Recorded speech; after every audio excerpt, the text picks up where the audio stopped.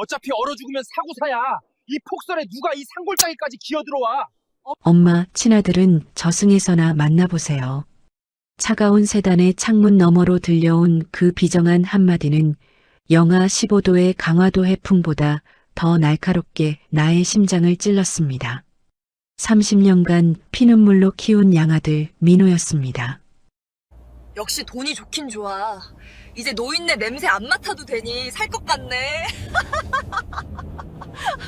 뒤에 이어 며느리의 비웃음 섞인 목소리도 들려왔습니다.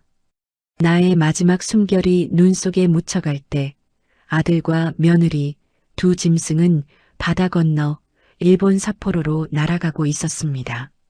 하지만 그들은 몰랐습니다. 도망쳤다고 생각한 그곳이 가장 안전하다고 믿은 그곳이 곧 그들의 지옥이 된다는 것을. 안녕하세요.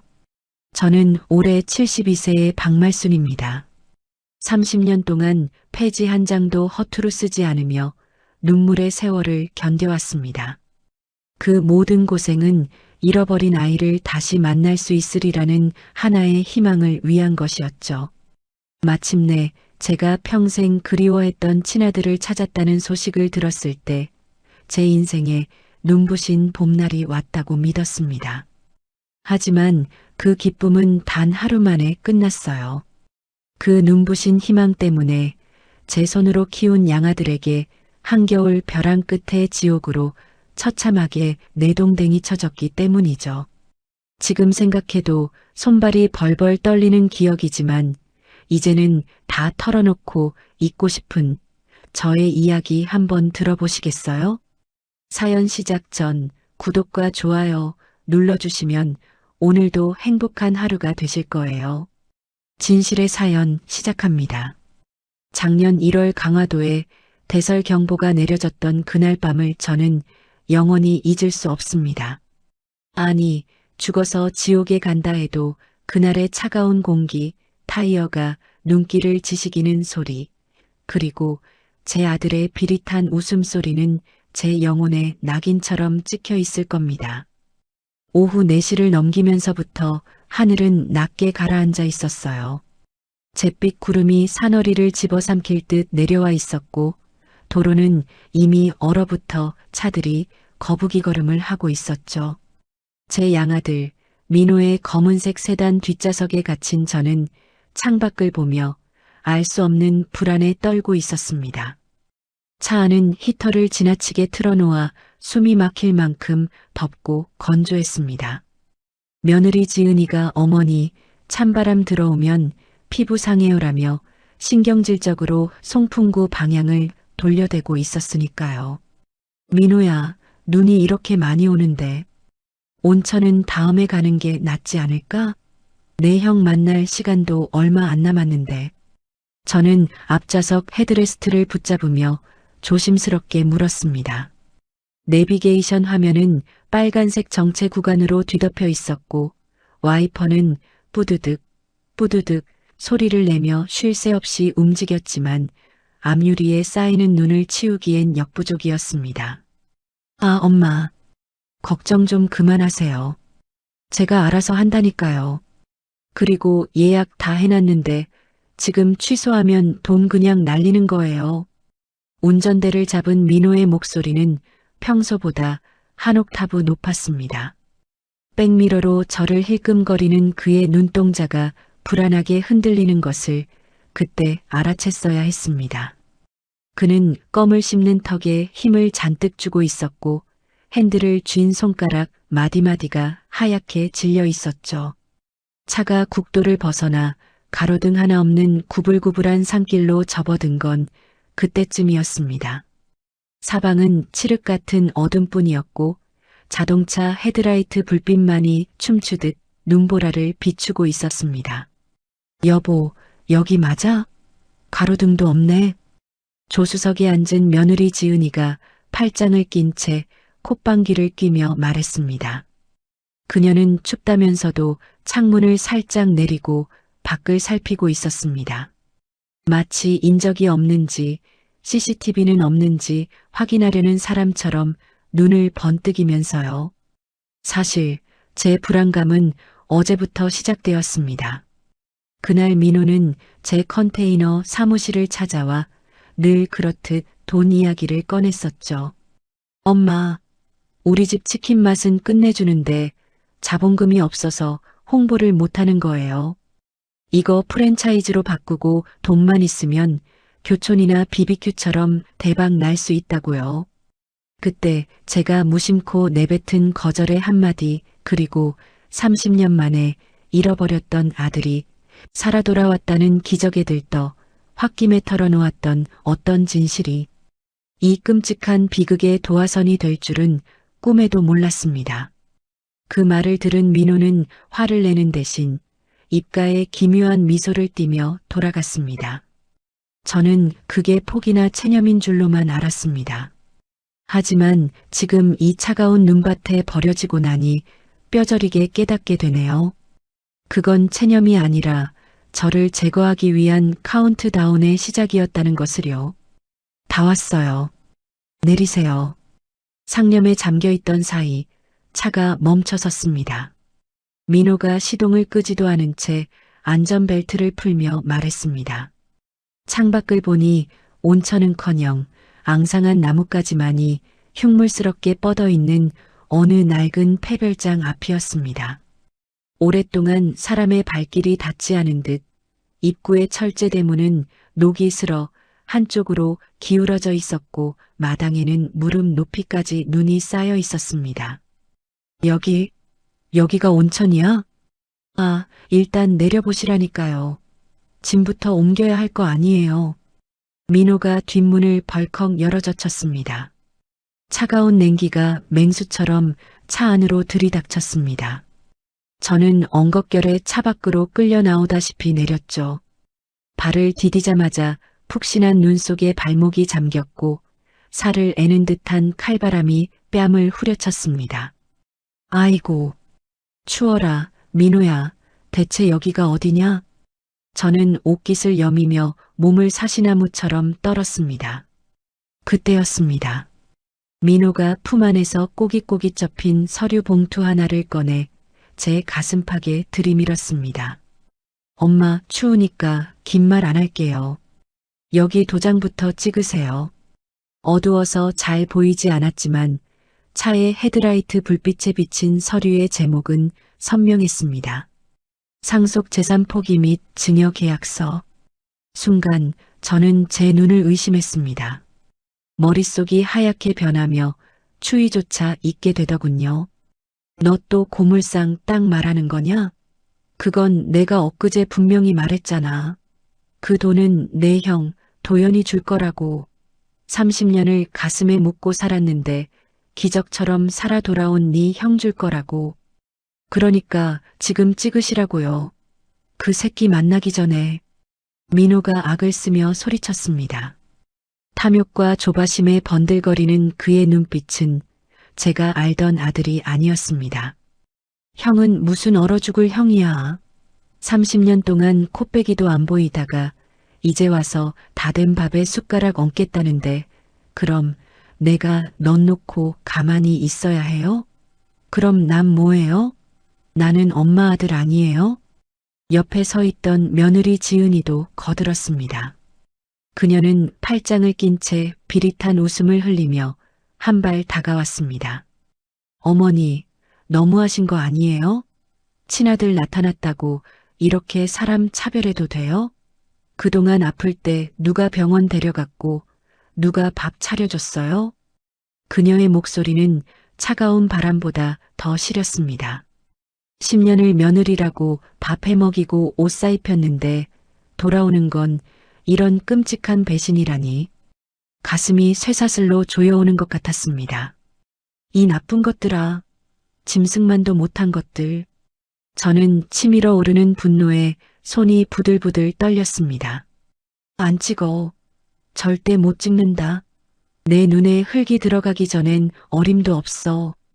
저는 있는 힘을 다해 서류를 쳐냈습니다. 종이는 힘없이 바람에 날려 눈바닥에 처박혔죠. 자식에게 듣는 패륜적인 말에 머릿속 혈관이 터질 것만 같더군요. 눈앞이 핑 돌더니 갑자기 뒷목이 뻣뻣하게 굳어오며 극심한 현기증이 덮쳤습니다. 으윽! 저는 외마디 비명과 함께 뒷목을 부여잡았습니다. 하늘이 노랗게 변하고 다리에 힘이 풀려 몸이 휘청거렸습니다. 엄마, 왜 그래요? 쉬하는 거죠? 제가 뒷목을 잡고 쓰러지려는데도 민호는 저를 부축하기는커녕 징그러운 벌레 보듯 뒷걸음질 쳤습니다. 자기야, 지금이야. 쓰러진 김에 확실하게 해. 며느리의 외침에 민호의 눈이 번뜩였습니다. 그는 뒷목을 잡고 비틀거리는 제 어깨를 있는 힘껏 밀어버렸습니다. 에이씨, 그럼 그냥 여기서 뒤지시던가. 이른이 넘은 노인의 몸은 힘없이 붕 떴다가 낙엽처럼 허무하게 뒤로 넘어갔습니다. 쿵! 둔탁한 소리와 함께 제 뒷목이 바닥에 숨겨져 있던 딱딱한 얼음덩어리에 세게 부딪혔습니다. 으윽!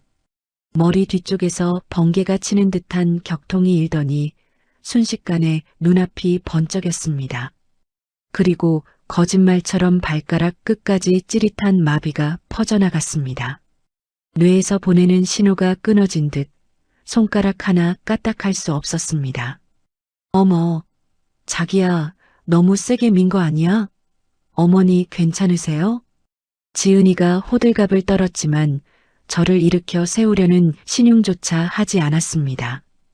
오히려 잘 됐다는 듯 쓰러진 제 몸 위로 독수리처럼 달려들어 패딩 주머니를 뒤지기 시작하더군요. 그녀의 손길은 거칠었고 주머니 속을 휘젓는 손가락은 탐욕스러웠습니다. 찾았다. 여기 인감도장이랑 지갑 다 있어. 지은이는 제 낡은 가죽 지갑과 인감도장을 꺼내들고 환호성을 질렀습니다. 마치 복권에 당첨된 사람처럼 말이죠. 됐어. 이걸로 내일 아침에 바로 처리하자. 민호는 쓰러진 저를 내려다보며 차갑게 말했습니다. 침이라도 뱉을 듯한 경멸 어린 시선이었습니다. 저는 젖먹던 힘까지 짜내어 바지 주머니 속에 있는 휴대전화를 더듬거렸습니다. 살아야 해. 죽더라도 내 아들 도연이는 만나고 죽어야 해. 손가락이 말을 듣지 않았지만 이대로 죽을 수는 없었습니다. 덜덜 떨리는 손으로 간신히 휴대전화를 꺼내 쥐었습니다. 액정 불빛이 켜지는 순간 희망이 보이는 듯 했습니다. 철퍼덕. 하지만 그 희망은 1초도 가지 못했습니다. 민호가 성큼 다가와 제 손목을 구두발로 지시겨 밟았습니다. 으윽! 비명조차 지르지 못하고 신음만 흘러나왔습니다. 뼈가 으스러지는 고통 속에 손에 힘이 풀렸습니다. 민호는 바닥에 떨어진 휴대전화를 주워들더니 삐딱하게 고개를 까딱였습니다. 엄마, 그 잘난 진짜 아들한테 전화하시게요? 꿈 깨세요. 그는 휴대전화를 쥐고 벼랑 쪽으로 걸어갔습니다. 그리고는 야구공을 던지듯 칠흑 같은 어둠 속으로 제 마지막 생명줄을 힘껏 던져버렸습니다. 탁! 투둑! 휴대전화가 나뭇가지에 부딪히며 떨어지는 소리가 멀리서 들려왔습니다. 제 심장이 바닥으로 곤두박질 치는 소리 같았습니다. 휴대폰 저기 있으니까 살고 싶으면 기어서 찾아보시던지요. 민호는 킬킬거리며 차로 돌아갔습니다. 어머님, 저희는 이만 갈게요. 눈 많이 오니까 푹 주무세요. 영원히요. 조수석 창문을 열고 손을 흔드는 지은이의 얼굴에는 승리자의 미소가 가득했죠. 쾅! 차 문 닫히는 소리가 산속의 정적을 깨뜨렸습니다. 엔진 소리가 거칠게 울리더니 붉은색 미등이 눈보라 속으로 빠르게 멀어져 갔습니다. 저는 차가운 눈바닥에 누운 채 멀어지는 불빛을 멍하니 바라보았습니다. 눈물이 흘러내려 귓바퀴로 들어갔지만 눈물은 금세 차갑게 식어 얼음이 되었어요. 몸은 점점 무감각해져 갔고 살을 내는 추위 대신 이상한 포근함이 느껴지기 시작했습니다. 저체온증의 시작이었죠. 아, 춥다. 너무 춥다. 세상에는 오직 윙윙거리는 바람소리와 제 거친 숨소리뿐이었습니다. 흐려지는 의식 속에서 30년 전의 기억이 주마등처럼 스쳐 지나갔습니다. 시장통에서 제 목숨보다 귀한 아들 5살배기 도연이를 잃어버리고 미친년처럼 전국을 헤매던 때였습니다. 혹시나 하는 마음에 찾아갔던 소망 보육원. 그곳 구석진 방에서 코를 훌쩍이며 웅크리고 있던 꾀죄죄한 아이가 바로 민호였습니다. 녀석은 잃어버린 우리 도연이와 또래였습니다. 제가 도연이 이름을 부르며 울고 있을 때 녀석이 제 낡은 몸빼바지 자락을 고사리 같은 손으로 꽉 움켜쥐었죠. 아줌마, 나 좀 데려가 주세요. 나 밥 조금만 먹을게요. 그 눈망울이 꼭 우리 도연이 같아서 저는 차마 그 손을 뿌리칠 수가 없었습니다. 그래, 이 아이를 내 자식처럼 정성껏 키우면 하늘도 감동해서 어딘가에 있을 우리 도연이를 지켜주시겠지. 그런 미련한 보상 심리로 저는 민호를 제 등에 업고 보육원 문을 나섰습니다. 그때부터 제 인생은 민호를 위한 것이었습니다. 새벽 4시부터 남의 집 식당 불판을 닫고 낮에는 리어카를 끌며 고물을 주었습니다. 손톱이 빠지고 허리가 끊어질 것 같아도 민호 입에 따뜻한 쌀밥 들어가는 것만 보면 배가 불렀습니다. 민호가 중학교 때 친구들이 신는 나이키 운동화가 신고 싶다고 투정을 부린 적이 있었습니다. 당시 제 한 달 생활비가 20만 원이던 시절 그 신발은 10만 원이 넘는 거금이었죠. 저는 그날부터 점심을 굶었습니다. 시장 바닥에 떨어진 배추 시래기를 주워다 국을 끓여 먹으며 돈을 모았고 결국 그 비싼 운동화를 사서 녀석의 발에 신겨주었습니다. 엄마, 최고야. 나 이거 신고 학교 가면 애들이 다 부러워하겠지? 새 신을 신고 펄쩍 뛰던 녀석의 모습에 저는 구멍난 양말을 신은 제 발을 슬그머니 감추며 웃었습니다. 그래, 내 새끼 기죽으면 안 되지. 없는 집 자식이라고 무시당하면 안 되지. 고등학교 때 녀석이 오토바이를 훔치다 경찰서에 잡혀갔을 때도 그랬습니다. 저는 경찰서 바닥에 무릎을 꿇고 형사님 바지가랑이를 잡고 빌었습니다. 형사님, 우리 민호 착한 애예요. 다 제가 못나서 그래요. 제발 한 번만 봐주세요. 제가 대신 감옥에 갈게요. 그렇게 키웠습니다.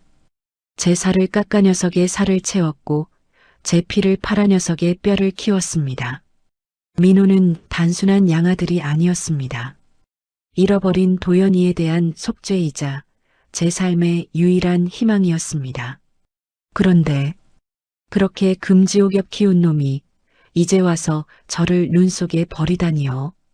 저는 사무치게 원통해서 얼어가는 심장이 터져버릴 것만 같았습니다. 내가 사람 새끼가 아니라 짐승을 걷어먹였구나. 그리고 그때 저 멀리 벼랑 아래서 아주 희미한 소리가 들려왔습니다. 따르릉, 따르릉. 눈 속에 파묻힌 휴대전화가 울리고 있었습니다. 아마도 도연이겠죠. 30년을 기다린 내 아들 목소리가 저기 있는데 손만 뻗으면 닿을 것 같은데 몸이 돌덩이처럼 굳어 움직이지 않았습니다.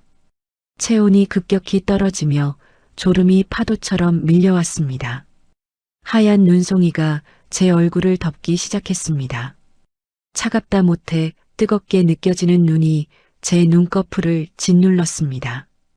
의식이 눈 속으로 서서히 잠겨가는 그 순간 저는 이를 악물며 흐려지는 정신을 붙잡고 마지막으로 다짐했습니다. 신이시여, 제발 한 번만, 딱 한 번만 기회를 주소서. 내 아들을 만나게 해주소서. 그리고 저 짐승만도 못한 것들에게 지옥을 보여주게 하소서. 그렇게 저는 차가운 눈무덤 속에서 눈을 감았습니다. 제 위로 소복이 쌓이는 눈은 마치 제 인생의 마지막을 알리는 하얀 수에 같았죠. 차가운 눈 무덤 속에서 의식이 가물거리던 그 순간, 제 머릿속에는 죽음의 공포보다 더 선명한 기억 하나가 필름처럼 돌아가고 있었습니다. 바로 모든 비극이 잉태되었던 어제 오후 제 낡은 컨테이너 사무실의 풍경이었습니다. 그날은 유난히 햇살이 따사로운 오후였습니다. 고물상 마당에는 녹슨 파이프와 찌그러진 캔들이 산처럼 쌓여 있었지만 제 사무실 안에는 구수한 둥글레차 향기가 은은하게 퍼져 있었죠. 햇볕이 사무실 창가에 내려앉아 먼지조차 금가루처럼 반짝이던 그 시간, 저는 제 인생의 늦봄이 찾아온 줄로만 알았습니다. 하지만 그건 봄이 아니라 저를 집어삼키기 위해 입을 벌린 늪이었습니다.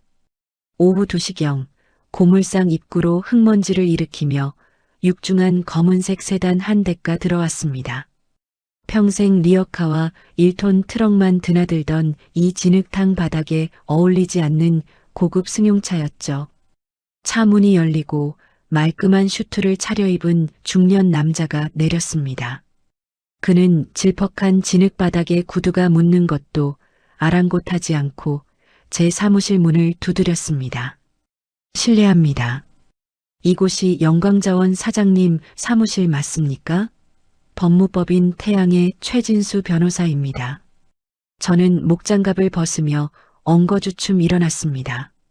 변호사는 정중하게 고개를 숙이며 가죽 서류 가방에서 낡은 사진 한 장을 꺼냈습니다. 빛바랜 흑백 사진 속에는 빡빡머리에 콧물을 흘리고 있는 5살 꼬마 아이가 웃고 있었습니다.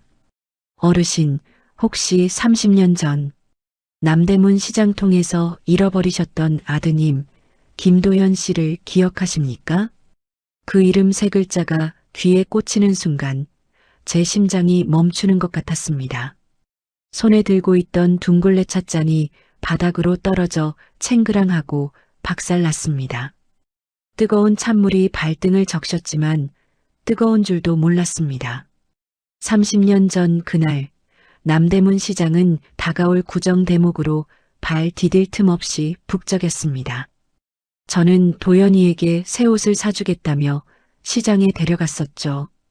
좌판에 깔린 색동 저고리를 흥정하느라 잠시 잡고 있던 아이의 손을 놓쳤던 그 찰나의 순간, 엄마 하고 부르던 아이의 목소리가 인파 속에 묻히고 제가 뒤를 돌아보았을 때는 이미 아이의 모습은 사라지고 없었습니다. 미친 사람처럼 시장통을 헤매고 파출소마다 전단지를 붙이며 울부짖었던 그 지옥 같은 날들이 주마등처럼 스쳐 지나갔습니다. 도연이? 선생님이 우리 도연이를 어떻게 해? 제가 떨리는 입술로 되묻자 변호사는 가방에서 두툼한 서류 봉투를 꺼냈습니다. 의심하시는 게 당연합니다. 여기 유전자 검사 결과지입니다. 어르신이 30년 전에 경찰서에 등록해 두셨던 DNA 정보와 대조했습니다. 99.99% 친자 관계가 일치합니다. 꼬부랑 영어와 숫자가 가득한 종이를 봐도 실감이 나지 않았습니다. 세상이 너무 흉흉하니 사기꾼이 아닐까 의심도 들었습니다. 그때 변호사가 결정적인 한마디를 던졌습니다. 그리고 대표님께서 이걸 꼭 확인해달라고 하셨습니다. 오른쪽 어깨 뒤에 동전만한 화상 흉터가 있다고 말입니다. 5살 때 어머니가 끓이던 된장찌개 뚝배기에 대인 자국이라고요. 그 말을 듣는 순간 제 심장이 멎는 것 같았습니다. 그 흉터, 저만 아는 상처였습니다. 제가 부엌일하다가 실수로 엎질은 국물에 데어서 아이가 자지러지게 울 때 같이 끌어안고 울며 약을 발라주었던 제 평생의 죄책감이 서린 그 흉터. 맞습니다. 맞아요. 그 흉터. 내 새끼 맞아요. 아이고. 도연아, 살아있었구나. 저는 그 자리에 주저앉아 통곡했습니다. 이제야 의심의 여지 없는 내 아들이었습니다. 변호사는 도연이가 미국으로 입양 가서 자수성가하여 글로벌 기업의 대표가 되었다고 말해주었어요. 부처님, 하나님 감사합니다. 내 죽기 전에 우리 도연이 얼굴 한번 보는 게 소원이었는데 이렇게 훌륭하게 컸다니요. 하지만 변호사의 다음 말은 제 가슴을 후벼 팠습니다. 그런데 어르신, 대표님께서는 평생 어머니를 원망하며 사셨다고 합니다. 어머니가 자신을 버리고 도망갔다고 생각하셨거든요. 네, 그게 무슨 소리입니까? 내가 잃어버려서, 내가 미쳐서 전국을 헤매고 다녔는데, 30년을 죄인처럼 살았는데 버리다니요. 제가 가슴을 치며 울부짖자 변호사는 침통한 표정으로 고개를 숙였습니다. 어린아이의 시각에서는 그렇게 느껴졌던 모양입니다. 길 한복판에서 홀로 남겨진 공포, 보육원으로 보내질 때까지 엄마가 오지 않았다는 절망. 그것이 30년간의 원망이 되었더군요. 아, 저는 바닥을 뒹굴며 짐승처럼 울부짖었습니다. 제 가슴은 기쁨보다 사무치는 미안함으로 가득 찼습니다. 기익. 그때 사무실 철문이 거칠게 열리며 양아들 민호가 들어왔습니다. 민호는 고물상 입구를 빠져나가는 벤치를 멍하니 쳐다보다가 들어온 참이었습니다. 녀석의 눈은 호기심과 탐욕으로 번들거리고 있었습니다. 엄마, 방금 그 차 뭐예요? 무슨 벤츠가 이런 구석까지 들어왔대요? 뭐 팔 거라도 있대요? 저는 눈물을 훔치며 떨리는 목소리로 대답했습니다. 민호야, 기적이 일어났다. 내 잃어버린 아들. 30년 전에 잃어버렸다던 네 형 도연이 찾았단다. 순간 냉장고에서 물을 꺼내 마시던 민호가 살에 들린 듯 쿨럭거렸습니다. 컵을 쥔 손이 허공에서 딱 멈췄습니다. 네, 그게 무슨 귀신 신나락 까먹는 소리세요? 30년 전에 실종된 사람을 이제 와서 어떻게 찾아요? 변호사가 다녀갔어. 그 아이가 미국에서 큰 사업가가 되어 나를 찾아왔단다. 내일 저녁에 직접 데리러 온다고 했어. 너도 같이 가자. 저는 책상 위에 유전자 검사지를 손으로 쓸어내리며 붉게 충혈된 눈으로 민호를 바라보았습니다. 그리고 가슴속에 담아두었던 결단을 내렸습니다. 그리고 지난번에 말한 내 프랜차이즈 사업 자금.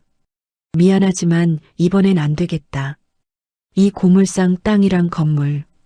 도연이 앞으로 돌려줄 거다. 고물상의 정막을 깨고 민호의 날카로운 고함이 터져나왔습니다. 네. 아니, 어머니. 형님이 부자라면서요. 벤츠 타고 다니는 부자라면서요. 근데 왜 이 재산까지 그쪽으로 가요? 이건 제가 어머니 10년 모신 값으로 받아야죠. 민호가 발끈하며 얼굴을 불그락푸르락 했습니다. 목에 핏대까지 세우며 대드는 녀석의 모습에 제 가슴이 덜컥 내려앉았습니다. 잃어버린 형을 찾았다는 기적에 대한 축하도 감동도 없었습니다. 오로지 당장 내 밥그릇을 뺏긴다는 분노만이 그의 얼굴을 뒤덮었습니다. 돈 문제가 아니야. 그 아이는 평생 애미한테 버림받았다고 오해하고 살았어. 그 지옥 같은 세월을 뭘로 보상하겠니? 애미로서 속지 않은 마음이다. 넌 그동안 내가 가게도 차려주고 빚도 갚아주지 않았니? 내 나름 섭섭지 않게 해줄 만큼 해줬다. 이번만큼은 네가 이해해줬으면 좋겠어. 제 간곡한 부탁에 민호의 표정은 차갑게 식어갔습니다. 그는 입술을 잘근 깨물더니 억지 미소를 지어 보였습니다. 입꼬리가 파르르 떨리고 있었습니다. 아, 네. 뭐? 형님 찾으셨다니 축하드릴 일이네요. 알겠어요. 그럼 저는 이만 가볼게요. 오늘 저녁은 지은이랑 나가서 먹을게요. 민호는 황급히 사무실을 빠져나갔습니다. 하지만 문을 닫기 직전 그가 바닥을 내려다보며 작게 내뱉은 혼잣말을 저는 듣지 못했습니다. 굴러들어온 돌이 박힌 돌 뺀다더니 감히 내 밥상을 엎어? 그날 밤 민호와 지은이는 아파트 거실에서 제 죽음을 설계했습니다. 나중에 경찰이 확보한 팩카메라 영상 속 그들의 모습은 인간이 아니었습니다. 지은이는 식탁 위에 있던 반찬통을 바닥으로 내던지며 악을 썼습니다. 말도 안 돼. 30년 만에 나타나서 내 돈을 가져가. 절대 안 뺏겨. 여보, 내일 만나기 전에 끝내야 돼. 어떻게? 변호사까지 꼈는데. 친아들이 나타난 이상 상속 순위에서 나는 밀려난다고. 민호가 머리를 감싸쥐며 괴로워하자 지은이는 핏발선 눈으로 남편을 노려보며 속삭였습니다. 만나지만 못하게 하면 돼. 아니, 영원히 못 만나게. 사고로 위장하자고. 어차피 노인네야. 이 추운 날 산골에서 실족해서 얼어 죽으면 누가 의심해. 경찰도 그냥 치매 노인이 길 잃어서 변당한 줄 알지. 어차피 얼어 죽으면 사고사야. 탐욕에 눈이 먼 그들은 30년 만에 아들을 되찾은 제 기적을 장례식으로 바꾸기 위해 악마의 손을 잡았던 것입니다. 민호는 빚쟁이들의 독촉 문자가 쉴 새 없이 울리는 휴대폰을 꽉 쥐고 고개를 끄덕였습니다. 다음 날 아침 며느리 지은이에게서 전화가 왔습니다.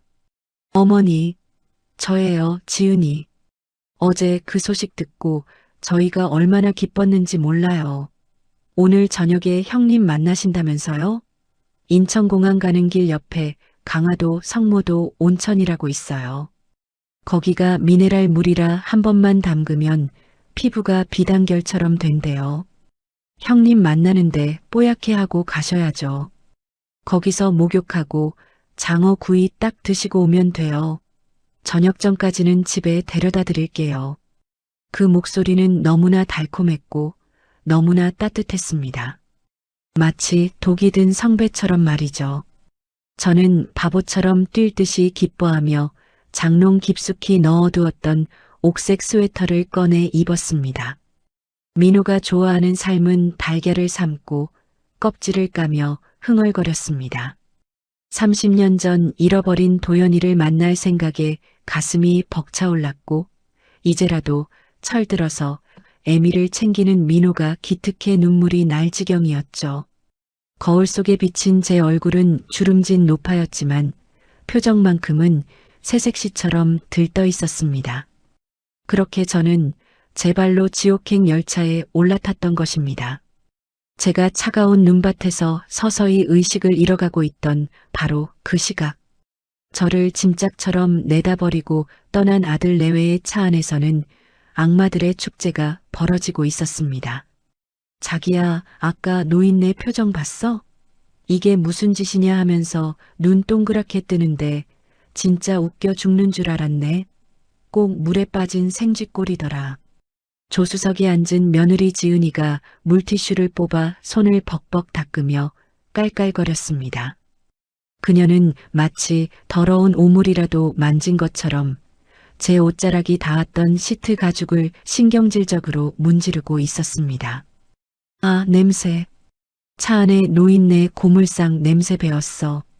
여보, 창문 좀 더 열어봐. 환기 좀 시키게. 방향제 좀 더 뿌리고. 아, 추워. 좀 참아. 아직 국도 안 벗어났어. 혹시라도 누가 보면 어쩌려고 그래. 운전대를 잡은 민호는 짐짓 점잖은 척했지만 백미러를 힐끔거리는 그의 눈은 탐욕으로 번들거리고 있었습니다. 그는 핸들을 잡은 손가락으로 리듬을 타며 휘파람을 불었습니다. 어머니를 버린 죄책감 따위는 어머니 통장에 들어있는 현금 3억과 고물상 부지 앞에서 눈 녹듯 사라진 지 오래였습니다. 걱정 마. 이 날씨에 누가 그 산골짜기까지 기어들어가? 눈 덮이면 봄이나 되어야 발견될걸. 그때쯤이면 우린 이미 땅 팔고 이민 가 있을 텐데 뭐. 시체 썩어서 뼈만 남으면 누가 누군지 어떻게 알겠어? 지은이는 대시보드에 발을 턱하니 올리며 콧노래를 불렀습니다. 근데 자기야, 진짜 그 형이라는 놈. 대단한 부자라며? 혹시라도 찾으러 오면 어떡해? 변호사까지 꼈다며. 미리 쫄 필요 없어. 어차피 30년 동안 연락 끊고 살던 놈이야. 엄마가 죽었다고 하면 아, 그렇구나 하고 말겠지. 유전자 검사? 장례 치르고 화장해서 강물에 뿌렸다고 하면 그만이야. 시신이 없는데 무슨 수로 검사를 해? 민호가 비릿한 미소를 지으며 오디오 볼륨을 높였습니다. 경쾌한 트로트 음악이 차 안을 가득 채웠습니다. 자신들을 낳아주고 길러준 어미가 영하 15도의 눈보라 속에서 죽어가고 있는데 두 사람의 킬킬거리는 웃음소리는 눈보라 치는 밤하늘로 흩어지고 있었습니다. 그것은 사람의 웃음소리가 아니었습니다. 짐승의 울음소리보다 더 역겨운 소음이었죠. 그 시각 제 낡은 고물상 영광자원 앞에는 어둠 속에서도 번쩍이는 검은색 벤츠 하나가 미끄러지듯 멈춰 섰습니다. 운전석에서 내린 건장한 경호원이 뒷문을 열자 카멜색 코트 깃을 세운 중년 남자가 내렸습니다. 바로 제 진짜 아들 도연이었습니다. 30년 만에 상봉을 앞두고 그는 설렘과 긴장으로 상기된 표정이었죠. 대표님, 눈이 많이 쌓여서 진입이 어렵습니다. 구두 젖으십니다. 어머님 모시고 나올까요? 아니, 됐네. 어머니가 기다리시잖아. 내 발로 가야지. 도연은 구두가 질퍽한 진흙탕에 빠지는 것도 아랑곳하지 않고 성큼성큼 사무실 쪽으로 걸어갔습니다. 그의 손에는 어머니를 위해 준비한 최고급 한우갈비 세트와 추운 겨울 따뜻하게 보내시라고 백화점에서 직접 고른 캐시미어 목도리가 들려 있었습니다. 하지만 고물상은 쥐 죽은 듯 조용했습니다. 평소라면 늦게까지 불을 켜놓고 라디오를 들으신다고 들었는데 사무실 문에는 큼지막한 자물쇠가 걸려 있었고 창문은 암흑이었습니다. 어머니, 저 도연입니다. 계세요? 제가 왔습니다. 도연이 문을 쾅쾅 두드렸지만 돌아오는 건 차가운 바람소리와 멀리서 들리는 개 짖는 소리뿐이었습니다. 불길한 예감이 그의 등줄기를 스치고 지나갔습니다. 김 실장, 어머니 휴대전화로 다시 걸어봐. 네, 알겠습니다. 비서실장인 김 실장이 전화를 걸었지만 수화기 너머에서는 기계적인 안내음만 들려올 뿐이었습니다. 전원이 꺼져 있어 소리샘으로 연결되오니 이상하군. 어제 변호사 통해서 오늘 저녁에 오겠다고 분명히 약속드렸는데 어디 편찮으신 건가? 도연은 굳게 닫힌 자물쇠를 만지작거렸습니다. 그때 문틈 사이에 끼어있는 전단지 하나가 바닥으로 툭 떨어졌습니다. 도연은 무릎을 굽혀 그것을 주워들었습니다. 어제 날짜가 찍힌 동네 마트 광고지였습니다. 어제부터 아무도 이 문을 열지 않았다는 뜻이었습니다. 도연의 미간이 좁혀졌습니다. 김 실장, 뭔가 잘못됐어. 당장 보안팀 가동해. 어머니 위치 추적해. 네. 하지만 영장 없이 위치 추적은 불법입니다. 대표님. 경찰에 실종 신고부터 하시는 게 지금 법 따지게 생겼어? 내 어머니가 사라지셨다고. 30년을 기다렸는데 하루아침에 증발하셨단 말이야. 내가 책임질 테니까 수단 방법 가리지 말고 5분 안에 찾아내. 도연의 호령이 고요한 고물상 마당을 울렸습니다. 평소 냉철하기로 소문난 글로벌 기업 CEO였지만 어머니 일 앞에서는 이성을 잃은 맹수와 같았습니다. 그 시각 민호와 지은이는 인천공항 J터미널 퍼스트 클래스 라운지에 앉아 있었습니다. 푹신한 소파에 파묻히듯 기댄 민호가 샴페인 잔을 흔들며 호사를 누린다고 감탄했습니다. 지은이는 오두방정을 떨며 셀카를 찍느라 정신이 없었죠. 잠깐만, 이 각도가 더 잘 나와. 효도여행, 일본 온천, 시어머니 사랑해요. 태그 달아서 올려야지. 그래야 나중에 경찰이 봐도 알리바이가 확실해지잖아. 우리가 이렇게 어머니를 끔찍이 생각했다고 말이야. 지은이는 SNS에 거짓 사진을 올리며 낄낄거렸습니다. 근데 자기야, 핸드폰은 확실히 처리했지? 혹시라도 켜지면 위치 추적당하잖아. 아, 걱정 말라니까. 내가 누구냐? 아까 던져버렸잖아. 눈 속에 파묻혀서 봄이나 되어야 나올걸? 잘했어. 아, 이제 발 뻗고 자겠다. 두 사람은 잔을 부딪혔습니다. 챙하는 맑은 유리가 부딪히는 소리가 났지만 그들 뒤에는 이미 검은 그림자가 들이우고 있었습니다.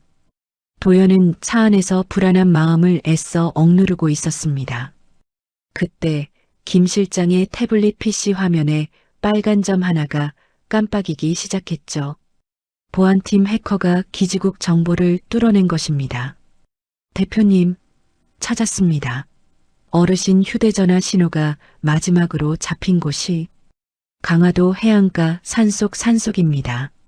뭐, 강화도? 거길 왜 가셨지? 이 날씨에. 그리고 신호가 잡힌 위치가 도로가 아닙니다.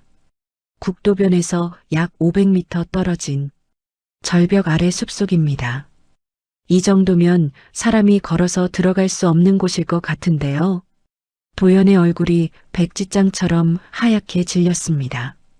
손에 들고 있던 어머니께 드리려던 목도리를 꽉 움켜쥐었습니다. 도로가 아닌 숲속. 이 폭설에 노인이 혼자 들어갈 리 없는 곳. 납치 혹은 유기. 최악의 상상이 머릿속을 스쳤습니다. 지금 당장 출발해. 대표님, 지금 강화도 전역에 대설특보입니다. 도로 상황이 최악이라 일반 차로는 진입이 불가능합니다. 가셔도 3시간 이상 걸립니다. 지금 가시면 위험합니다. 김 실장이 다급하게 태블릿 PC를 내밀며 만류했습니다. 하지만 도연의 눈은 활활 타오르고 있었습니다. 3시간? 어머니가 그 추위 속에 계시는데 3시간을 기다리라고? 내가 왜 돈을 벌었는데?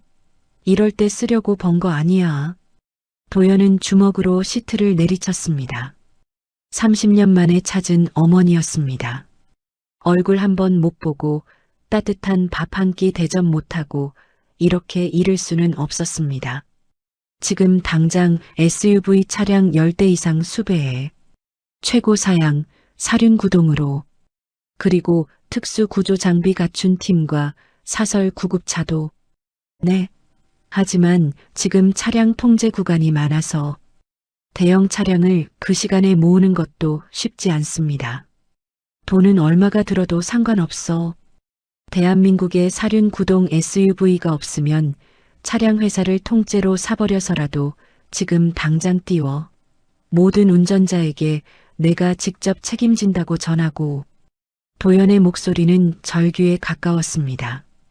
그 서슬 퍼런 기세에 김 실장은 더 이상 반박하지 못하고 다급히 무전기를 잡았습니다. 10분 후 서울 외곽의 한 집결지. 검은색 대형 SUV 수십 대가 굉음을 울리며 집결했고 도연은 코트깃을 세우며 망설임 없이 선두 차량에 올라탔습니다. 조종석에 앉은 전문 기사조차 이 악천후 속 작전에 고개를 저었지만 도연의 냉혹한 눈빛에 눌려 엑셀을 밟아야 했습니다. 어머니, 조금만 기다리세요. 제가 갑니다. 이번엔 절대 놓치지 않아요. SUV 군단은 거센 눈보라와 통제선을 뚫고 강렬한 헤드라이트 불빛을 발산하며 강화도를 향해 질주했습니다. 창밖으로 보이는 서울의 야경은 화려했지만 도연의 시선은 오직 북쪽, 어머니가 계신 차가운 어둠 속을 향해 고정되어 있었습니다. 그리고 그때 도연의 휴대전화로 보안팀장이 보낸 사진 한 장이 전송되었습니다. 고물상 주변 CCTV를 정밀 분석한 결과였습니다. 오후 4시경 어머니가 양아들 민호의 차 뒷좌석에 억지로 태워지는 모습, 그리고 트렁크에 실리는 시퍼런 등산용 밧줄과 흙 묻은 삽. 사진을 본 도연의 손이 부들부들 떨렸습니다. 휴대전화 화면에 금이 갈 정도로 꽉 쥐었습니다. 그의 눈에서 뜨거운 눈물이 흘러내렸지만 눈빛만은 맹수처럼 번뜩였습니다. 네가 그 강민호구나. 개만도 못한 놈. 도연은 입술을 깨물어 피가 맺혔습니다. 이제 사냥개는 풀렸습니다. 도연의 시계가 가리키는 시각은 밤 9시 30분. 어머니의 생명이 꺼지기까지 남은 시간은 얼마 없었습니다. 차가운 눈 무덤 속에서 제 시간은 멈춰가고 있었습니다. 처음엔 살을 애는 듯한 추위가 칼날처럼 온몸을 난도질하더니 어느 순간부터는 거짓말처럼 통증이 사라지더군요. 대신 몽롱한 졸음과 함께 기분 좋은 온기가 느껴지기 시작했습니다. 그것이 죽음이 저를 데려가기 위해 보내는 마지막 유혹, 저체온증의 역설이라는 것을 그때는 몰랐습니다. 아, 따뜻하다. 마치 아랫목 같네. 흐려지는 의식 속에서 하얀 눈밭이 서서히 30년 전 그날의 남대문 시장 풍경으로 변해갔습니다.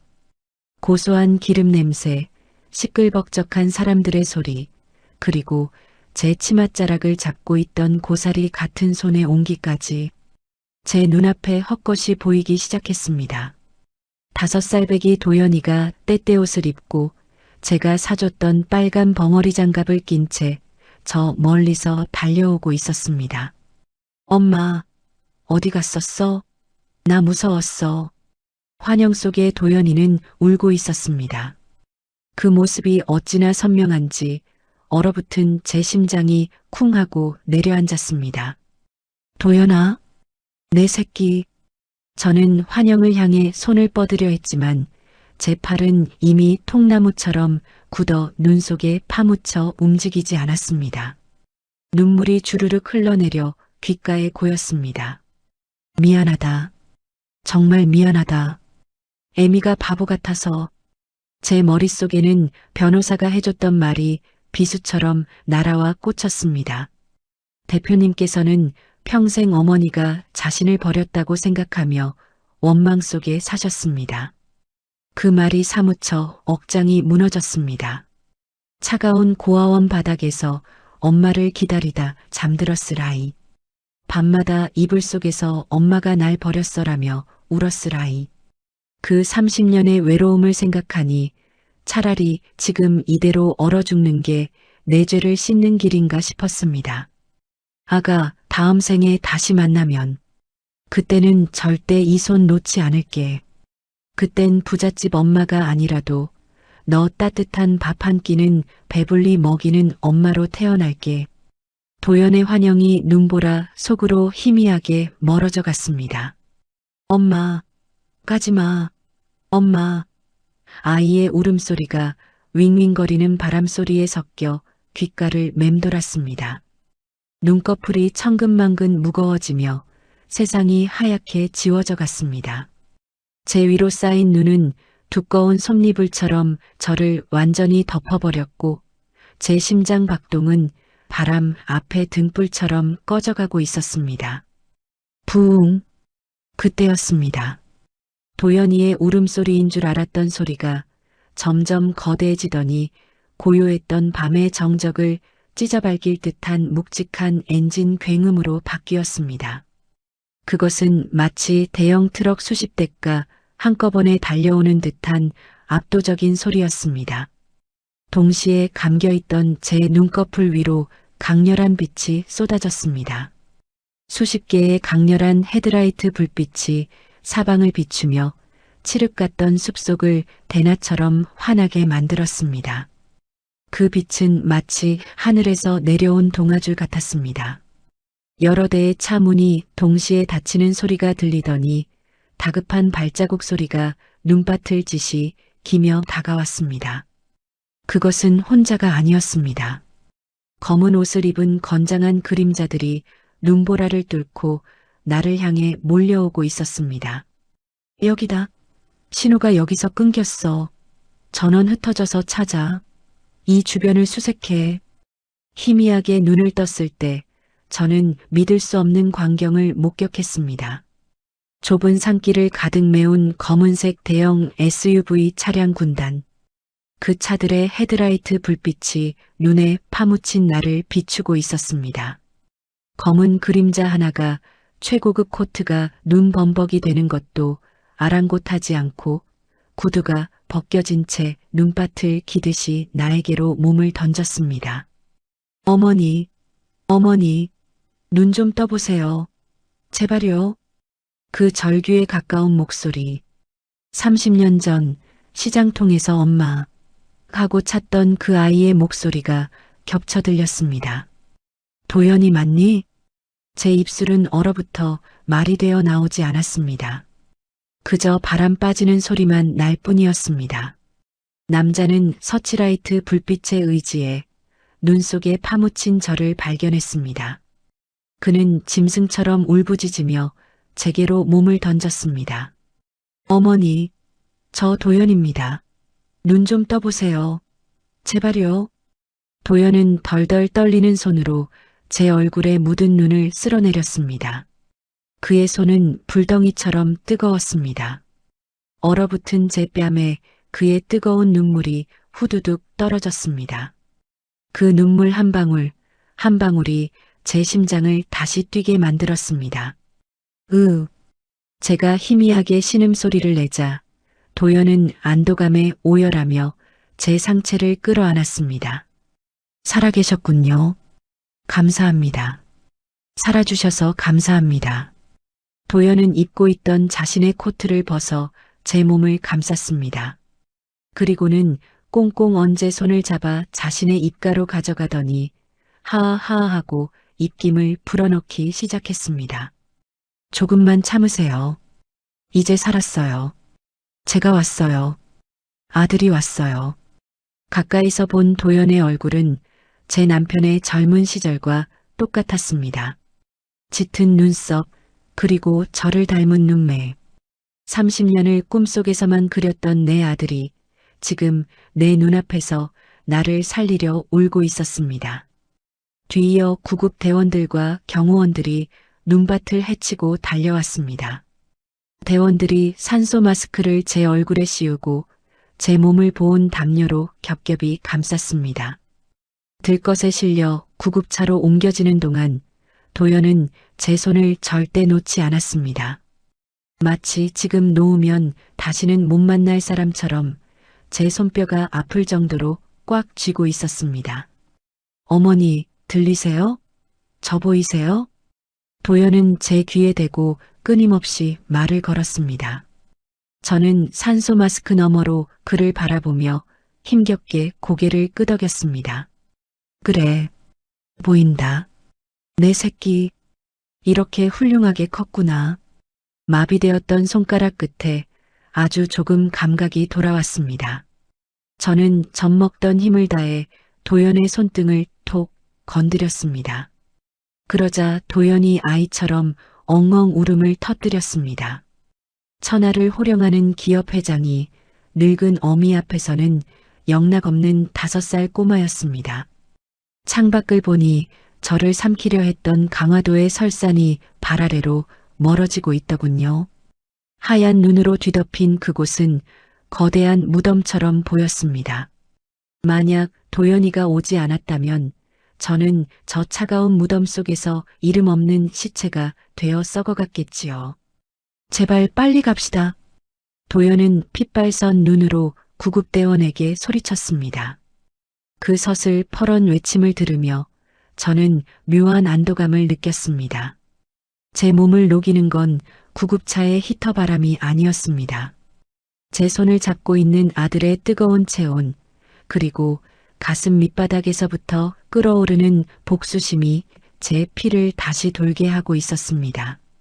코끝을 찌르는 알싸한 소독약 냄새와 규칙적으로 울리는 의료기기 소리에 저는 천천히 눈을 떴습니다. 눈을 뜨자마자 가장 먼저 보인 건 하얀 천장이 아니라 제 침대맡에 엎드려 쪽잠을 자고 있는 한 남자의 굽은 등이었습니다. 도연이었습니다. 최고급 양복은 구겨져 있었고 헝클어진 머리카락 사이로 보이는 뒷목이 안쓰러울 정도로 야위어 보였습니다. 저는 링거 바늘이 꽂힌 손을 힘겹게 들어 떨리는 손끝으로 아들의 머리카락을 조심스럽게 만져보았습니다. 제 손길이 닿자 도연이 쏘스라치게 놀라며 고개를 들었습니다. 눈이 마주친 순간 그의 충혈된 눈동자가 파르르 떨렸습니다. 어머니, 깨어나셨어요? 저 알아보시겠어요? 도연은 제 손을 덥석 잡고 얼굴을 묻었습니다. 그의 거친 숨소리가 제 손바닥에 고스란히 전해졌습니다. 도연아, 내 아들 도연이 맞니? 네, 어머니, 저 도연이에요. 도연의 목소리가 물기에 젖어 갈라졌습니다.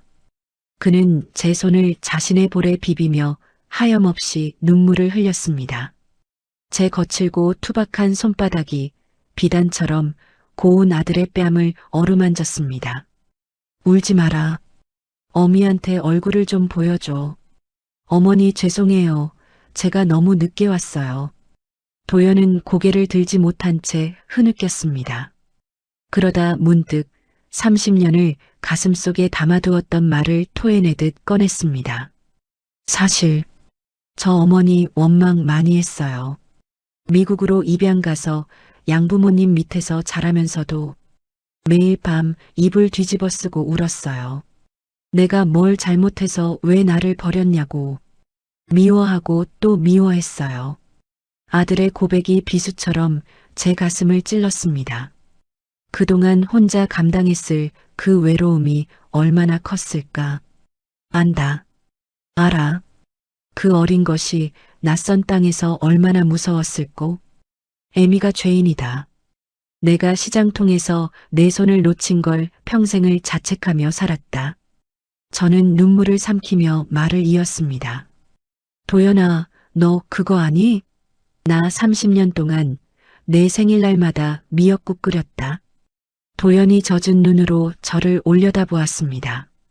네가 살았는지 죽었는지도 모르면서 혹시라도 살아있다면 어디선가 따뜻한 밥 한 끼 먹었으면 좋겠다 싶어서 아침마다 미역국 한 그릇 떠놓고 빌고 또 빌었어.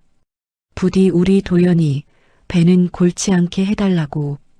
근데 네가 이렇게 훌륭하게 커서 밥 굶지 않고 사장님 소리 듣고 산다니 나는 이제 죽어도 여한이 없다. 그 말을 들은 도연은 어린아이처럼 엉엉 소리 내어 울었습니다. 어머니가 저를 버린 게 아니라는 거, 저를 잊지 않았다는 거, 그거면 됐어요. 저는 그거 하나 확인하려고 한국 온 거예요. 우리는 서로를 부둥켜 안고 한참을 울었습니다. 30년의 오해와 세월이 눈물 속에 녹아내렸습니다. 제 가슴 속에 맺혀있던 응어리도 아들의 가슴에 박혀있던 가시도 함께 빠져나가는 것 같았습니다. 한참 뒤 눈물이 잦아들자 저는 침대 옆 협탁을 가리켰습니다. 도연아, 저기 내 옷장에 낡은 검은색 가방 좀 꺼내다오. 도연은 코를 훌쩍이며 낡아빠진 인조 가죽 가방을 꺼내왔습니다. 며느리 지은이가 고물상 냄새난다며 갖다 버리라고 했던 시장통 5,000원짜리 가방이었습니다. 열어보렴. 지퍼가 열리고 누런 장부책 2권과 통장 뭉치가 나왔습니다. 도연이 의아한 표정으로 장부를 펼쳤습니다. 그 안에는 제가 30년 동안 길바닥에서 캔 깡통과 폐지, 남들이 버린 쓰레기를 주워 모은 기록이 빼곡하게 적혀 있었습니다. 1995년 3월 5일 도연이 5살 생일. 폐지 120kg 판 돈 6,000원. 과자값 저금. 2002년 8월 15일 고철수거 3만원. 우리 도연이 대학 가면 등록금 해야지. 2015년 12월 25일 도연아, 메리 크리스마스. 엄마는 오늘도 널 기다린다. 입금 5만 원. 장부를 넘기던 도연의 손이 부들부들 떨렸습니다. 글자 하나하나에 묻어있는 제 땀방울과 눈물을 읽어내려가는 듯 했습니다. 이게 다 뭡니까? 내가 너 잃어버리고 속지 않은 마음으로 모은 돈이다. 나는 100원짜리 자판기 커피 한 잔도 아까워서 안 사 먹었다. 언젠가 너 만나면 엄마가 너 잊고 산 거 아니다. 이렇게 널 위해 살았다고 보여주고 싶어서. 저는 통장 뭉치를 아들의 손에 쥐어주었습니다. 도연의 손 위로 제 거칠고 굳은 살 박힌 손이 포개졌습니다. 여기 있는 돈이랑 내 고물상 부집한 돈. 합치면 200억은 안 돼도 꽤 큰 돈일 게다. 놈들이 그토록 탐내던 내 피와 살이다. 이제 주인 찾아주련다. 다 네 거다. 어머니, 저 돈 필요 없어요. 제가 돈이 얼마나 많은데요. 왜 이렇게 사셨어요? 왜 본인을 위해서는 하나도 안 쓰시고. 도연은 통장을 가슴에 품고 다시 오열했습니다. 그 눈물은 슬픔이 아니라 뼈저린 사랑에 대한 확인이었습니다. 안다. 네가 부자인 거. 하지만 이거라도 받아줘야 어미가 마음이 편하다. 우리는 30년 만에 마주 앉아 서로의 얼굴을 쓰다듬으며 그리워했던 시간들을 마음껏 충족시켜줬습니다. 한참 뒤 눈물이 잦아들자 도연은 비서가 가져다준 태블릿 PC를 켰습니다. 아들의 표정은 방금 전까지 눈물을 흘리던 아이 같은 얼굴이 아니었죠. 순식간에 차갑게 가라앉은 냉철한 사냥꾼의 얼굴이었습니다. 어머니, 보셔야 할 게 있습니다. 놈들이 지금 어디서 뭘 하고 있는지. 도연이 내민 화면을 본 순간 저는 피가 거꾸로 솟는다는 말이 무슨 뜻인지 뼈저리게 실감했습니다. 사포로 효도관광, 료칸, 힐링. 가증스러운 해시태그 아래 민호와 며느리는 김이 모락모락 나는 노천탕에 몸을 담그고 샴페인 잔을 부딪히고 있었습니다. 자신들이 버린 어미가 차가운 눈 속에서 사경을 헤맬 때 놈들은 뜨거운 물 속에서 축배를 들고 있었던 겁니다. 그 역겨운 미소를 보는 순간 제 안에 마지막 연민조차 불타 없어졌습니다. 제가 부들부들 떨며 말을 잇지 못하자 도연이 제 손을 꽉 잡았습니다. 그의 손에서 전해지는 힘은 단호했습니다. 어머니, 제가 놈들을 용서하지 않겠습니다. 어머니가 겪으신 고통, 1000배 만배로 갚아줄 겁니다. 저는 이 망가진 다리로는 쫓아갈 수도 없다고 탄식했습니다. 하지만 도연은 태블릿 화면 속 놈들이 묻고 있는 료칸을 가리키며 비장하게 말했습니다. 놈들은 도망칠 수 없다고, 아니, 도망칠 곳 자체를 없애버리겠다고 말입니다. 아들의 설명은 충격적이었습니다. 녀석들이 묵고 있는 저 호화로운 츠키노야 료칸이 실은 경영난으로 빚더미에 앉아 매물로 나온 곳이라는 겁니다. 그리고 도연은 오는 길에 이미 그 료칸의 모든 부채를 자신이 떠안고 경영권을 인수하라는 지시를 내렸다고 했습니다. 인수라니? 나 때문에 그 비싼 건물을 산다는 거냐? 제 걱정 어린 물음에 도연은 흔들림 없는 눈빛으로 대답했습니다. 돈은 중요하지 않습니다. 놈들이 발 뻗고 자고 있는 그 방, 놈들이 마시는 술, 놈들이 밟고 있는 땅까지 전부 제 소유로 만들 겁니다. 내일 아침 놈들이 눈을 떴을 때 자신들이 묵는 곳이 감옥이 되었다는 걸 알게 해줄 겁니다. 그것은 단순한 분노가 아니었습니다. 어머니를 지키지 못했다는 자책감을 씻어내려는 처절한 결기이자 놈들의 숨통을 조이겠다는 선전포고였습니다. 이어 도연은 더 기가 막힌 사실을 털어놓았습니다. 민호 녀석이 제 땅을 팔아 치킨집 프랜차이즈 사업을 하겠다며 여기저기에 투자 제안서를 보냈었다는 것입니다. 그 땅을 차지하기 위해 저를 버렸다는 사실이 명백해지는 순간이었습니다. 그래서 제가 놈들에게 미끼를 던졌습니다. 내일 아침 저료칸에서 100억 투자자를 만나기로 되어 있을 겁니다. 100억? 물론 거짓말입니다. 놈들을 가장 높은 곳까지 띄워 올린 다음 바닥으로 내동댕이 칠 겁니다. 그 투자자 미팅 자리에 제가 나가는 거죠. 도연은 저를 바라보며 조심스럽게 물었습니다. 혹시라도 제가 30년 키운 정 때문에 마음이 약해지지는 않을지 걱정하는 눈치였습니다.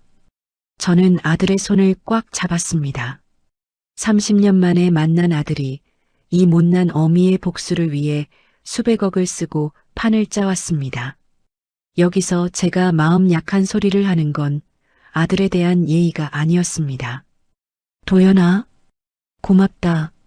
정말 고맙다. 저는 아들의 눈을 똑바로 바라보며 힘주어 말했습니다. 내 뜻대로 해라. 놈들이 나를 보고 기겁해서 자빠지는 꼴을 내 눈에 담아야 죽어서도 눈을 감지. 제 허락이 떨어지자 도연의 표정이 밝아졌습니다. 그는 즉시 어딘가로 전화를 걸어 짧고 굵은 지시를 내렸습니다. 김 실장, 진행해. 료칸 인수 마무리 짓고 내일 아침 해 뜨기 전까지 내 명의로 등기 이전 완료시켜. 어머니 모시고 간다. 통화를 마친 도연이 저를 보며 든든하게 웃었습니다. 그 웃음을 보니 지난 30년의 서름이 씻은 듯이 내려갔습니다. 이제 더 이상 저는 혼자가 아니었습니다. 저에게는 든든한 아들이 그리고 놈들을 심판할 힘이 있었습니다. 병실 창밖으로는 다시 눈이 내리기 시작했습니다. 며칠 전 저를 죽이려 했던 그 눈이 이제는 놈들을 가두는 차가운 감옥의 창살처럼 보였습니다. 우리는 마주보고 웃었습니다. 그것은 사냥꾼 모자의 서늘하고도 아름다운 미소였습니다. 제가 병상에서 친아들 도연이와 뜨거운 눈물을 나누며 복수의 칼날을 정교하게 다듬고 있던 바로 그 시각이었습니다. 바다 건너 일본 사포로 눈 덮인 호화료칸에서는 인간의 탈을 쓴 짐승들의 마지막 파티가 절정을 향해 치닫고 있었습니다. 창밖에는 낭만적인 설국이 펼쳐져 있고 김이 모락모락 피어오르는 노천탕의 수면 위로 샴페인 잔 부딪히는 소리가 경쾌하게 울려 퍼졌습니다. 양아들 민호는 온천물에 몸을 푹 담근 채 스마트폰을 흔들며 세상을 다 가진 듯 환호성을 질러댔습니다. 여보, 이것 봐. 김 사장한테 문자 왔어. 드디어 일이 터졌다. 뭐, 땅 팔렸대? 입금됐어? 아니, 더 대박이야. 우리 치킨집 프랜차이즈 사업에 100억을 투자하겠단다. 그 사람이 마침 사포로에 와 있대. 내일 오전 10시 이륙한 로비에서 미팅 잡았어. 도장만 찍으면 계약금 10억 바로 현금으로 싸준대. 며느리 지은이는 물장구를 치며 깔깔거렸습니다. 시어머니를 유기하고 일본으로 도망쳐 온 것이 신의 한 수였다며 알리바이도 만들고 100억 투자도 받게 생겼으니 이제 진짜 꽃길만 남았다며 서로를 끌어안고 덩실덩실 춤을 추었습니다. 놈들은 꿈에도 몰랐을 겁니다. 그 달콤한 제안이 놈들의 목을 비틀기 위해 제 아들 도연이가 던진 치명적인 미끼였다는 사실을 말입니다. 그때였습니다. 테이블 위에 놓인 민호의 휴대전화가 요란하게 울어대기 시작했습니다. 띠링, 띠링, 띠링. 경쾌한 알림음이 연달아 울리자 민호는 벌써 계약금이 들어오려는 모양이다라며 기세등등하게 젖은 손을 닦고 화면을 확인했습니다. 하지만 화면을 본 순간 붉게 달아올랐던 그의 안색이 순식간에 시체처럼 하얗게 질리고 말았습니다. KB국민카드 해외 승인 거절, 사유도난 분실 신고 접수, 신한카드 거래 정지, 사유 명의자 사망 의심 및 가족 신고. 민호의 손이 사시나무처럼 부들부들 떨렸습니다. 지은이가 무슨 일이냐며 다그치자 민호는 덜덜 떨리는 입술로 어머니의 카드가 정지되었다고 더듬거렸습니다. 누가 신고를 해? 노인네는 산속에 얼어 죽어 있을 텐데. 알 수 없는 공포가 습기 찬 온천의 공기를 서늘하게 얼어붙게 만들었습니다.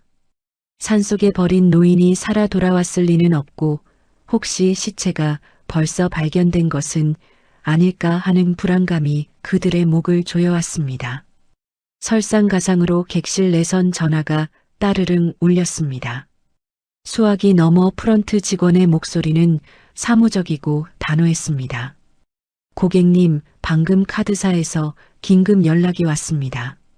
도난 카드로 의심되어 모든 결제가 취소되었습니다. 숙박비와 이용료 총 2,500만 원, 다른 카드로 재결제 부탁드립니다. 결제가 안 되시면 규정상 경찰을 부를 수밖에 없습니다. 전화가 뚝 끊겼습니다. 민호는 다리에 힘이 풀려 젖은 몸 그대로 다담이 바닥에 주저앉았습니다. 조폭의 협박보다 더 무서운 금융 사망 선고가 내려진 것입니다. 당장 수중에 현금 한 푼 없던 그들은 낯선 타국에서 경찰에 끌려갈 위기에 처했습니다. 여보, 어떻게? 경찰 부른대. 우리 당장 짐 싸서 튀어야 되는 거 아니야? 지은이가 울상을 지으며 명품 가방을 주섬주섬 챙기자 민호가 버럭 소리를 질렀습니다. 안 돼. 미쳤어? 지금 도망치면 내일 아침 투자자 미팅은 어떡할 건데. 무조건 버텨야 돼. 내일 아침 10시까지만 어떻게든 숨어서 버티다가 그 사람만 만나면 10억이 생긴다고. 10억이면 이깟 욕한비 내고도 평생 떵떵거리고 살아. 놈들은 자신들이 도간에 든 쥐 신세인 줄도 모르고 내일의 헛된 희망 하나를 붙들고 벌벌 떨며 밤을 지새웠습니다. 밖에는 놈들을 영원히 가두려는 듯 폭설이 쏟아지고 있었습니다. 료칸의 호화로운 객실은 이미 그들에게 차가운 감옥이나 다름없었습니다. 다음 날 아침 9시 55분. 밤새 한숨도 못 자 퀭한 눈의 민호와 지은은 직원들의 눈을 피해 로비 구석 기둥 뒤에 숨어 있었습니다. 잠시 후 말끔한 정장을 입은 비서가 다가와 그들을 안내했습니다. 두 사람은 구세주라도 만난 듯 허겁지겁 비서의 뒤를 따랐습니다. 료칸의 가장 은밀하고 고급스러운 VIP 다실로 향하는 복도에 깔린 붉은 카펫이 도살장으로 들어가는 핏빛길인 줄도 모르고 말입니다. 드르륵. 육중한 미닫이 문이 열리고 고요한 다실의 풍경이 드러났습니다. 방 안에는 최고급 향냄새가 은은하게 퍼져 있었고 상석에는 한 남자가 등을 돌리고 앉아 창밖의 설경을 바라보고 있었습니다. 그 뒷모습에서 뿜어져 나오는 위압감에 민호는 저도 모르게 마른 침을 삼켰습니다. 네, 대표님, 안녕하십니까? 먼 길 오시느라 고생하셨습니다. 제가 좀 급해서 그런데 계약금 10억? 바로 주시는 거 맞죠? 민호는 신발도 벗는 둥 마는 둥 하며 허리를 90도로 굽혀 굽신거렸습니다. 그때 남자가 천천히 몸을 돌려 민호를 바라보았습니다. 냉혹하리만치 차가운 눈빛, 날렵한 턱선. 민호는 남자의 얼굴을 보자마자 눈을 번쩍 떴습니다. 경제잡지 표지에서나 보던 거물, 월가의 전설이라 불리는 미국 D&H 그룹의 데이비드 리 회장이었기 때문입니다.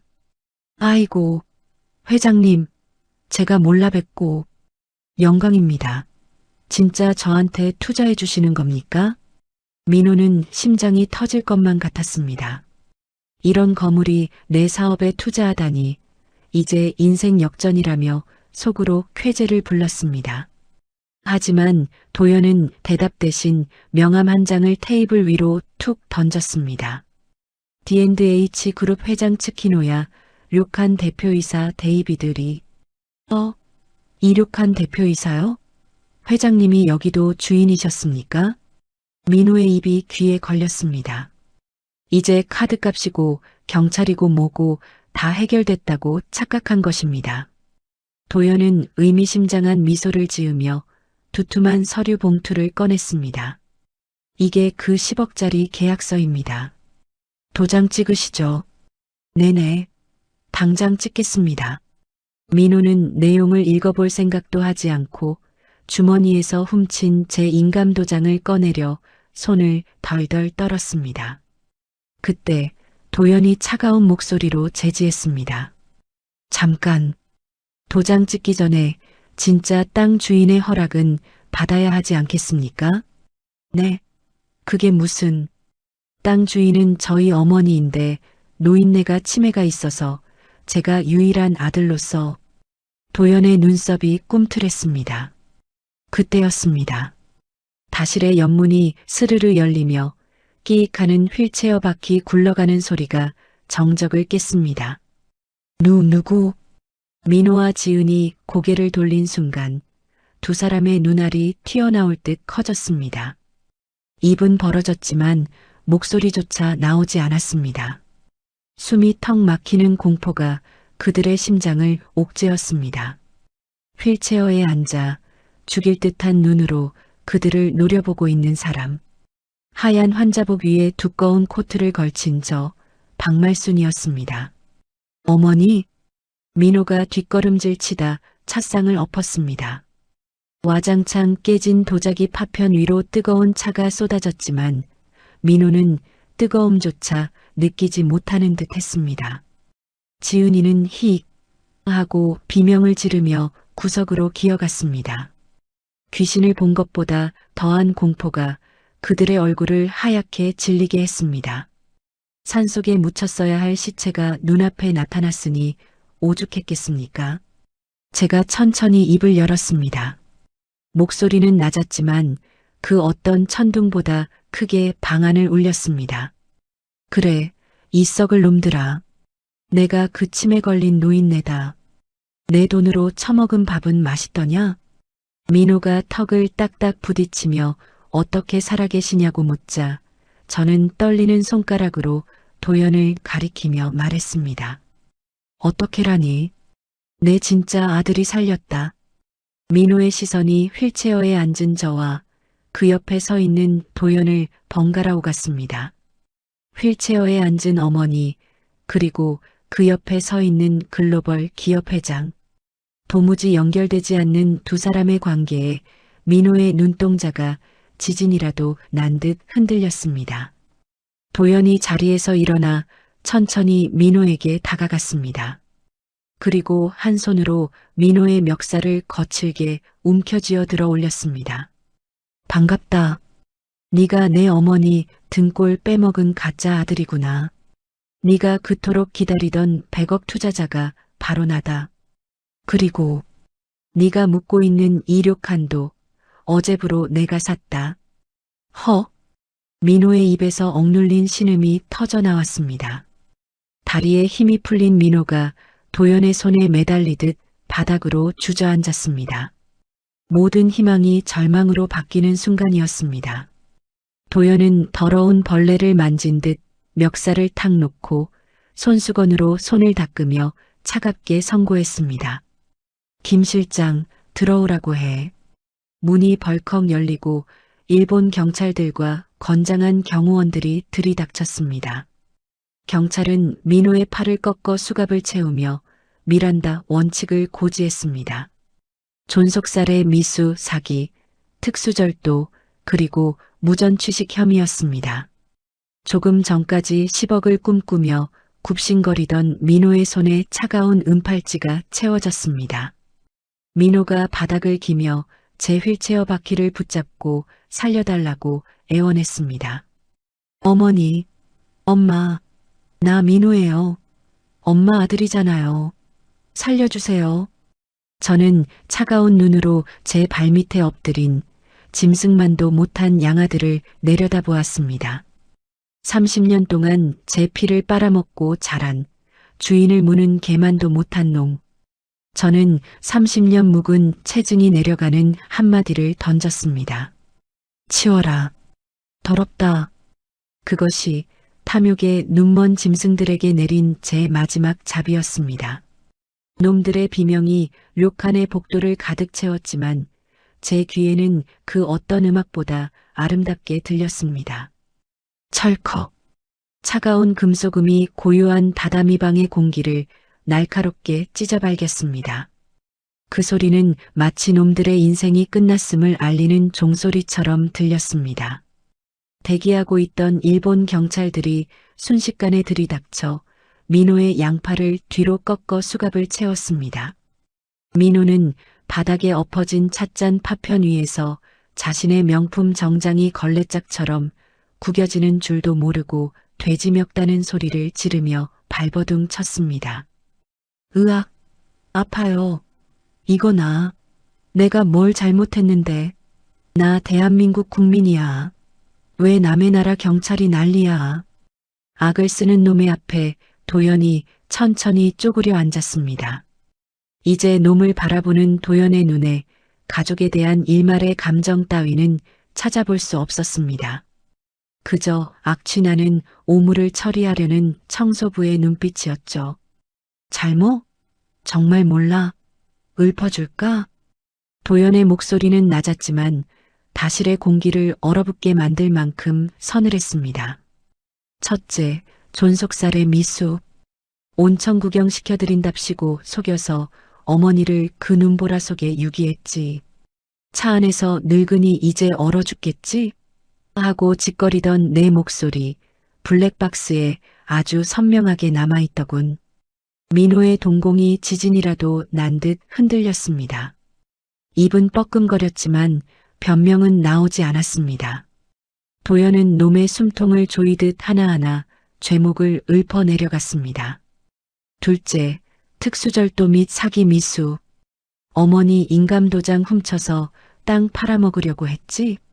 그것도 모자라 신용카드 훔쳐서 수천만 원을 긁어대고. 도연은 손가락으로 옆에 널브러진 며느리 지은을 가리켰습니다. 셋째, 일본 현지법 위반. 무전 취식의 사기. 넌 여기서 형량 다 채우고 한국으로 추방되면 그때부터 진짜 지옥이 시작될 거다. 아마 칠순 잔치는 감옥에서 하게 될 거다. 그제야 사태를 파악한 민호가 고개를 돌려 휠체어에 앉은 저를 쳐다봤습니다. 놈의 눈물 콧물 범벅된 얼굴이 그렇게 역겨울 수가 없었습니다. 놈은 무릎으로 기어서 제 휠체어 발판을 붙잡았습니다.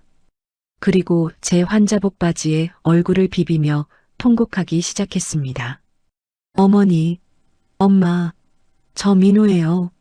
제발 이 사람 좀 말려주세요. 네, 저도 어머니 아들이잖아요.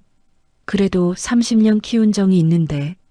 제 바짓단을 잡고 매달리는 그 모습 위로 30년 전 고아원 원장실에서 아줌마, 나 데려가요 하며 울던 꼬마의 모습이 겹쳐 보였습니다. 그때는 그게 가여워 보였는데 지금은 소름이 끼치도록 징그러웠습니다. 저는 떨리는 손을 들어 놈의 머리카락을 움켜쥐었습니다. 놈은 제가 쓰다듬어 주려는 줄 알았는지 엄마 하며 눈을 개슴츠레 떴습니다. 이건 알아. 저는 놈의 머리채를 잇는 힘껏 밀쳐냈습니다. 쿵소리와 함께 민호가 뒤로 나동그라졌습니다. 30년 키운 정? 그래, 그 정 때문에 내가 지금 널 내 손으로 죽이지 않고 경찰에 넘기는 거다. 산짐승 밥이 되게 놔뒀어야 했는데 내가 너무 자비로웠구나. 제 목소리는 낮았지만 그 어떤 고함보다 무겁게 놈의 가슴을 짓눌렀습니다. 내 앞에서 엄마 소리 한 번만 더 해라. 그 더러운 입을 찢어놓을 테니.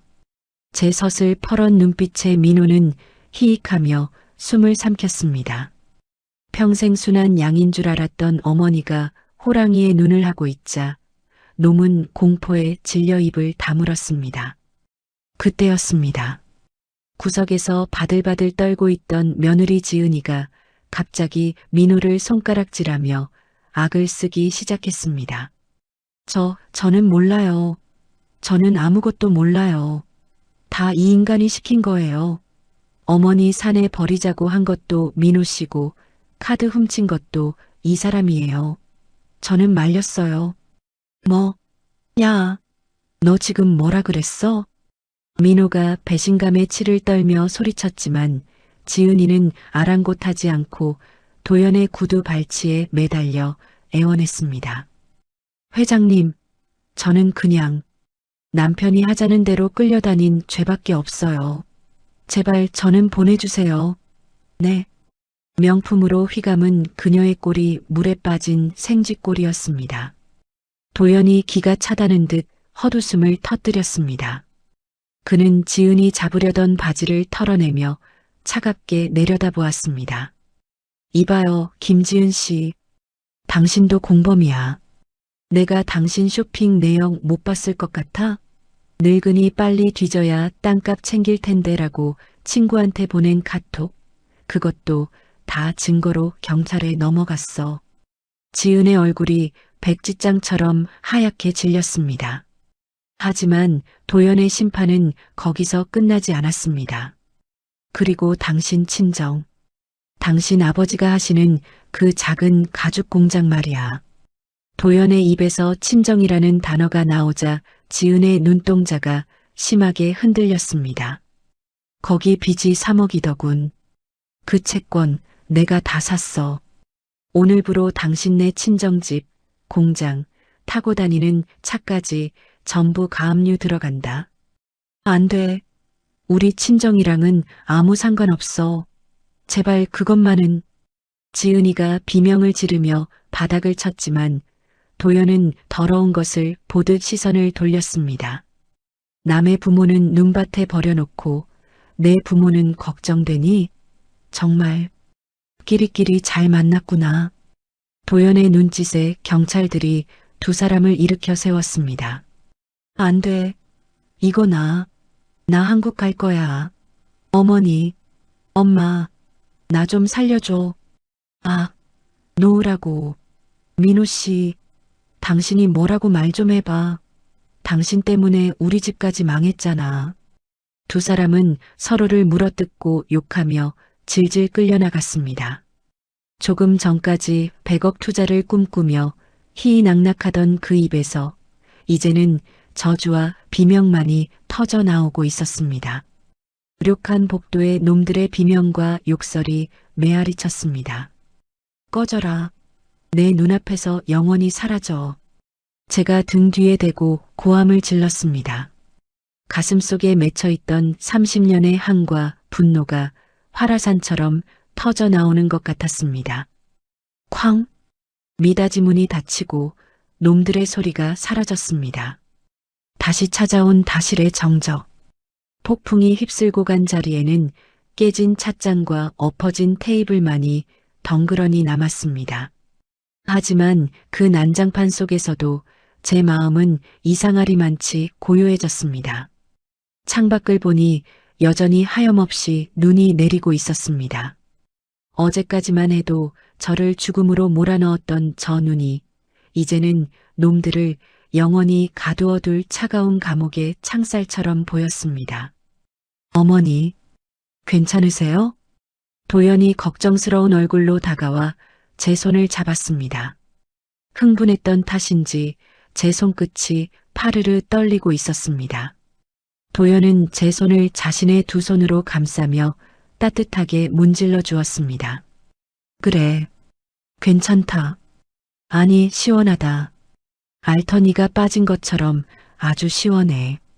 저는 거칠어진 숨을 고르며 아들을 올려다보았습니다.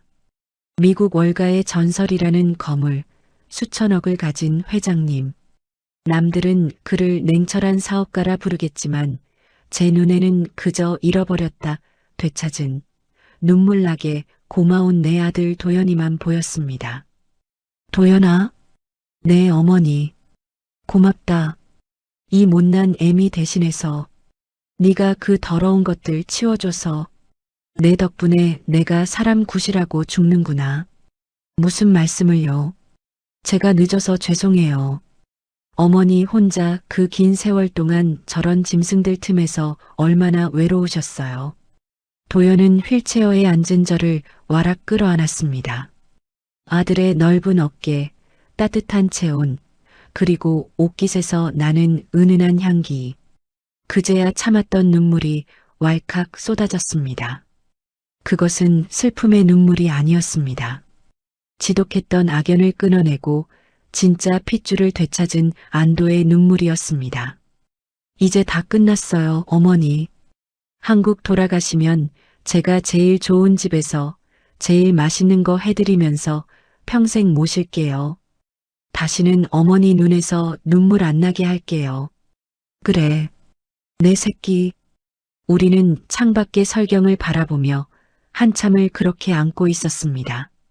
놈들이 갇힐 감옥 같은 눈보라가 우리에게는 앞날을 축복하는 꽃가루처럼 흩날리고 있었습니다. 길고 길었던 겨울밤이 끝나고 이제야 비로소 제 인생에 진짜 봄이 찾아오고 있었죠.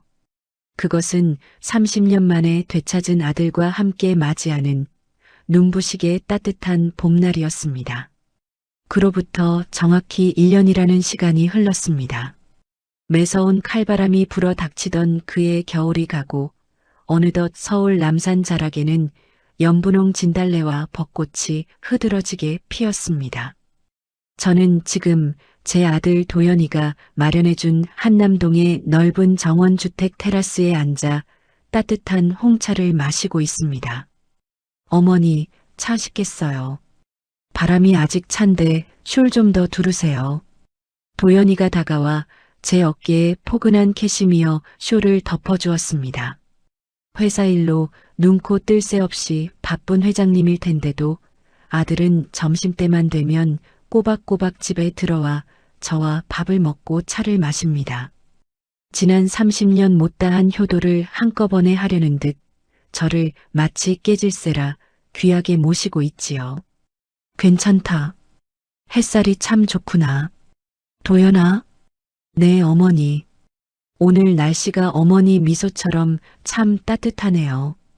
도연이 맞은편 의자에 앉으며 제 손을 잡았습니다. 거칠고 투박했던 제 손도 아들이 매일같이 좋은 로션을 발라주고 마사지를 해준 덕분에 제법 고운 태가 납니다.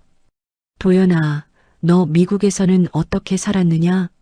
그 어린 게 말도 안 통하는 곳에서 문득 지난 세월이 궁금해 물었습니다. 도연은 찻잔을 만지작거리며 덤덤하게 웃었습니다.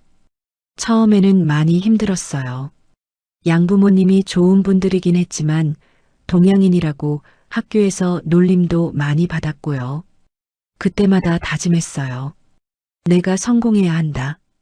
내가 힘을 가져야 우리 어머니를 찾을 수 있다. 그 생각 하나로 버텼어요. 새벽에는 신문 배달하고 밤에는 식당에서 접시 닦으면서 공부했어요. 월가에 처음 들어갔을 때는 인종차별 때문에 승진도 누락되고 무시당했죠. 그때마다 어머니를 꼭 한번 찾아보겠다는 생각으로 버텼습니다.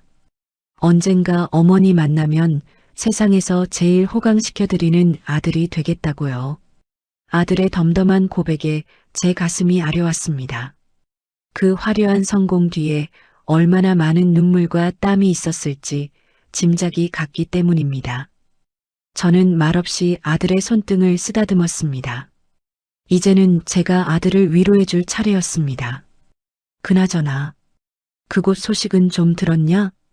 분위기를 바꿀 겸 제가 조심스럽게 물었습니다. 제 물음에 도연이 피식 웃으며 양복 안주머니에서 꼬깃꼬깃한 편지 한 통을 꺼냈습니다. 아, 사포로 형무소에 있는 놈들 말씀이세요? 안 그래도 어제 국제우편이 왔더라고요. 발신인은 사포로 형무소 수감번호 2305 김민호. 봉투 겉면만 봐도 구질구질한 기운이 풍겼습니다. 왜 아직 거기 있다더냐? 한국으로 송환된다더니. 그게 제가 변호사 써서 손을 좀 썼습니다. 한국으로 바로 오면 너무 편하잖아요. 도연의 눈빛이 서늘하게 빛났습니다. 일본에서 저지른 사기죄랑 무전취식 죄값은 일본에서 먼저 치르라고 했습니다. 일본 감옥이 난방도 안 되고 규율이 엄격해서 아주 지옥 같거든요. 어머니 춥게 만든 죄 거기서 뼈저리게 느끼라고요. 그럼 형기 다 마치면 그때 한국으로 강제 추방됩니다.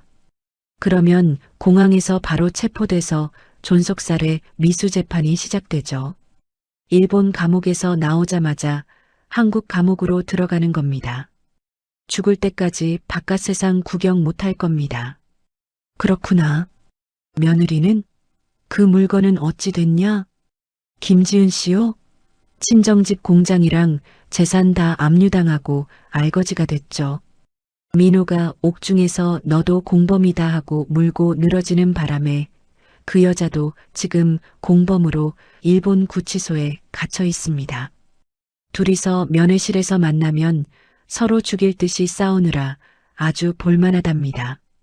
도연의 말을 듣는데 1년 전 료칸에서 저를 버리고 도망치려던 놈들의 뒷모습이 떠올랐습니다. 그때는 가슴이 미어지게 아팠는데 지금은 마치 남의 얘기처럼 아무런 감흥도 없었습니다. 제 가슴속의 응어리가 따뜻한 봄눈 녹듯 완전히 사라진 덕분이겠지요. 어머니, 읽어보시겠어요? 도연이 편지를 건넸지만 저는 고개를 저었습니다. 아니다. 읽을 가치도 없다. 저는 도연이 들고 있는 편지를 빼서 반으로 찢었습니다. 직. 그리고 또 한 번 잘게 찢어 테이블 위에 잿더리에 넣고 라이터를 켰습니다. 편지 조각들이 불길에 휩싸여 한 줌의 재로 변해갔습니다. 검게 타들어가는 종이를 보며 저는 놈에 대한 마지막 미련, 아니 일말의 동정심조차 깨끗이 태워버렸습니다. 악연은 그렇게 연기가 되어 허공으로 흩어졌습니다. 잘하셨어요, 어머니. 이제 그런 더러운 것들은 잊으세요. 그래. 내 인생의 아들은 너 하나뿐이다. 이제야 속이 다 시원하구나. 그때 집안에서 일하는 아주머니가 밝은 목소리로 테라스 문을 열고 나왔습니다. 회장님, 여사님, 손님들이 도착하셨습니다. 손님? 누가 오기로 했어? 제가 어리둥절해하자 도연이 휠체어를 밀며 빙긋 웃었습니다. 어머니 생일이시잖아요. 제가 특별한 분들을 모셨습니다. 어머니가 꼭 보고 싶어 하실 분들로요. 도연을 따라 넓은 거실로 들어선 순간 저는 입을 다물지 못했습니다. 아이고, 박 여사, 이게 얼마만이야. 세상에 박씨, 정말 박씨 맞아? 얼굴이 훤해져서 못 알아보겠네. 거실 한가운데 낯익은 얼굴들이 한가득 모여 있었습니다. 제가 평생 고물상을 하며 폐지를 줍던 시절 시장통에서 함께 고생했던 콩나물 장수 김씨 할머니, 생선가게 최씨 아저씨, 그리고 폐지 줍던 제 리어카를 뒤에서 밀어주던 떡집 순이 엄마까지 제 지난 30년의 고단한 삶을 함께 해준 피부치보다 더 끈끈했던 이웃들이었습니다. 아니, 형님, 아저씨, 다들 여긴 어떻게? 제가 울먹거리며 다가가자 시장통 식구들이 우르르 달려와 저를 끌어안았습니다. 박 여사 아들이 찾으러 왔었어. 세상에 잃어버렸던 아들이 재벌 회장이 돼서 돌아왔다며? 우리 박 여사 고생 끝에 낙이 온다더니 진짜 용됐네, 용됐어. 콩나물 장수 김씨가 제 손을 잡고 덩실덩실 춤을 추었습니다. 생선가게 최씨는 도연이가 보낸 최고급 버스를 타고 왔다며 살다 살다 이런 호강은 처음이라고 싱글벙글했습니다. 어머니, 오늘 마음껏 드시고 즐기세요. 여기 계신 분들, 어머니 어려울 때 밥 한 끼, 물 한 모금이라도 나눠주신 은인들이잖아요. 제가 다 보답해 드릴 겁니다. 도연이 흐뭇하게 웃으며 말했습니다. 거실 테이블에는 임금님 수라상 부럽지 않은 진수성찬이 차려져 있었습니다. 갈비찜, 잡채, 모듬전. 시장통 사람들은 아이고 이걸 아까워서 어떻게 먹나 하면서도 행복한 비명을 질렀습니다. 자, 다들 잔 채우세요. 우리 방 여사 생일과 되찾은 아드님을 위하여. 위하여. 사람들의 웃음소리와 쨍그랑 건배 소리가 집안을 가득 채웠습니다.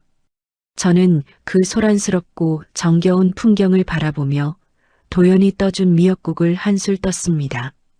따뜻하고 고소한 국물이 목을 타고 넘어가 얼어붙었던 가슴 깊은 곳까지 데워주었습니다. 아, 행복하다는 게 바로 이런 것이구나. 돈이 많아서가 아니었습니다. 사랑하는 아들이 곁에 있고 내 지난 세월을 알아주는 좋은 사람들이 함께 웃고 떠드는 이 순간. 이것이 바로 천국이었습니다. 저는 숟가락을 내려놓고 도연의 손을 꼭 잡았습니다. 고맙다, 도연아. 내 평생 제일 행복한 생일상이구나. 어머니, 생신 축하드립니다. 그리고 포기하지 않고 살아주셔서 감사합니다. 저 기다려주셔서 정말 감사합니다. 도연의 눈시울이 붉어졌습니다. 저도 아들의 뺨을 어루만지며 눈물을 훔쳤습니다. 여러분, 인생 참 모를 일이지요? 자식 믿고 다 퍼졌다가 차가운 눈밭에 버려져 죽을 뻔했던 제가 이제는 이렇게 세상 부러울 것 없는 호강을 누리고 있으니까요. 하늘은 무심한 듯해도 다 보고 계십니다. 눈물 흘린 만큼 웃을 날이 오고 억울한 만큼 보상받는 날이 반드시 옵니다. 악한 놈들은 제 꾀에 넘어가 벌을 받고 우리같이 참고 견딘 사람들에게는 반드시 따뜻한 봄날이 찾아옵니다. 그러니 여러분도 절대 포기하지 마세요. 지금 흘리는 눈물 언젠가 기쁨의 보석이 되어 돌아올 테니까요. 저는 이제 친구들이 부르는 노래 한 자락 뽑으러 가야겠습니다. 남은 인생 제 아들 도연이와 함께 웃으며 살겠습니다. 모두 건강하시고 부디 행복하십시오. 제 이야기를 끝까지 들어주신 분이 계시다면 잘 들었다고 댓글 하나 남겨주세요. 고맙습니다.